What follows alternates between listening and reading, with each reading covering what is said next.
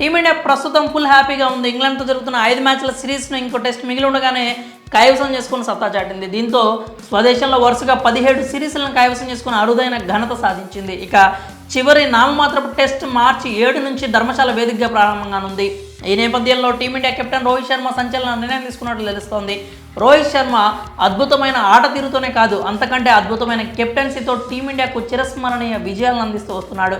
తాజాగా ఇంగ్లాండ్తో test series నెగ్గి మరోసారి అందరి చేత హ్యాట్స్ ఆఫ్ అనిపించుకున్నాడు. అయితే చివరి మ్యాచ్ కోసం రోహిత్ ఒక కీలకమైన నిర్ణయం తీసుకున్నట్లు సమాచారం. ఎలాగో సిరీస్ గెలిచాం కాబట్టి లాస్ట్ మ్యాచ్కు విశ్రాంతి తీసుకోవాలని అనుకుంటున్నాడట రోహిత్. దీంతో ఈ టెస్ట్కు కెప్టెన్గా వెటరన్ స్టార్ స్పిన్నర్ రవిచంద్రన్ అశ్విన్కు కెప్టెన్ పగ్గాలు అప్పగిస్తున్నారట.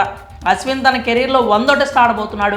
ఇంగ్లాండ్తో జరగబోయే చివరి మ్యాచ్ ద్వారా అశ్విన్ ఈ ఘనతను సాధించబోతున్నాడు. ఈ రేర్ ఫీట్ సాధించిన 14వ ఇండియన్ ప్లేయర్గా నిలవనున్నాడు. అదీకాక రోహిత్ శర్మ విశ్రాంతి తీసుకుని అశ్విన్కు పగ్గాలు కనుక అందిస్తే 100వ టెస్ట్లో సారథిగా చేసిన ప్లేయర్గా మరో ఘనతను కూడా అశ్విన్ తన ఖాతాలో వేసుకుంటాడు. మరోవైపు 4వ టెస్ట్కు దూరమైన vice captain star bowler Jasprit Bumrah చివరి మ్యాచ్కు అందుబాటులోకి వస్తాడని తెలుస్తోంది. అయితే 100వ టెస్ట్ ఆడనున్న అశ్విన్కు గౌరవార్థం టీమిండియా మేనేజ్మెంట్ సారథ్య బాధ్యతలు అప్పగించే అవకాశాలు మెండుగా కనిపిస్తున్నాయి.